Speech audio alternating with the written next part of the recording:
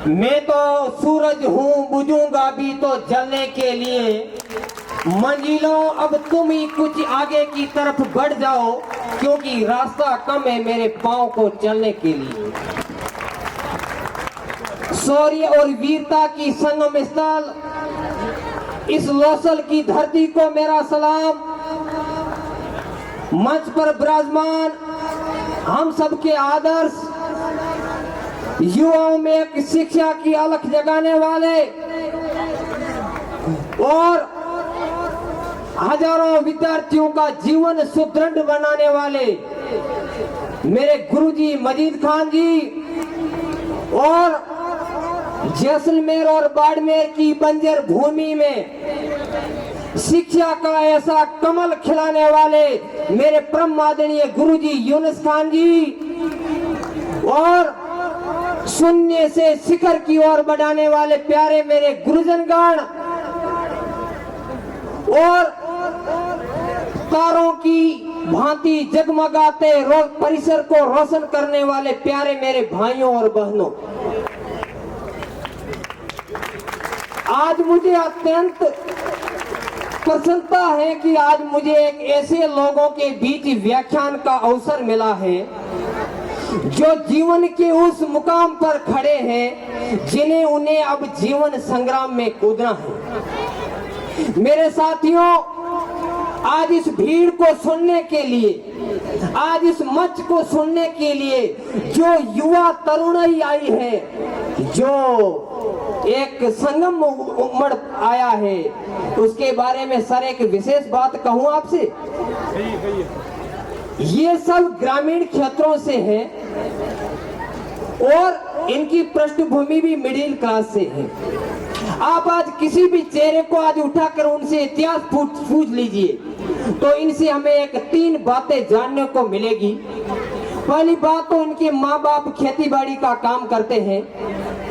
दूसरी बात, ये अपने परिवार का पहला 12th पास या ग्रेजुएट स्टडी से है। और तीसरी बात मैं कहूंगा कि भविष्य को लेकर ये सारे युवा चिंता में हैं। ये भी चेहरे कुछ चमकना चाहते हैं, कुछ अपना नाम करना चाहते हैं, लेकिन इन अनगढ़ पत्थरों को देखकर ये उम्मीद अवश्य मेरे अंदर जगती है कि इनमें से कोई हीरा, कोई मोती, कोई नीलम, कोई बादशाह निकलेगा। लेकिन गालिब चचा कह गए हैं कि हजारों ख्वाहिश ऐसी कि हर ख्वाहिश पर दम निकले, और बहुत निकले मेरे अरमान, लेकिन फिर भी कुछ कम निकले। मेरे साथियों, ये इतना आसान नहीं है। इन मुखड़ों के साथ कई मेरे दुखड़े जुड़े हुए हैं। आज शिक्षा जगत की बात चल रही है तो मैं शिक्षा पर ज्यादा फोकस करूंगा।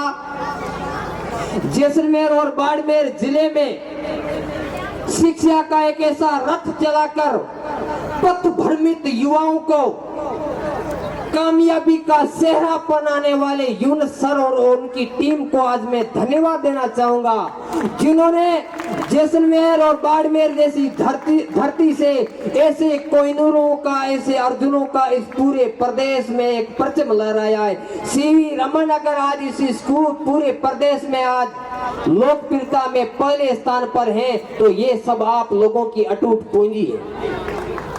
मेरे साथियों, ऐसा नहीं है कि 12th के बाद हमारे जीवन का संग्राम, अब संघर्ष खत्म हो चुका है, बल्कि ये तो संघर्ष अब शुरू हुआ है।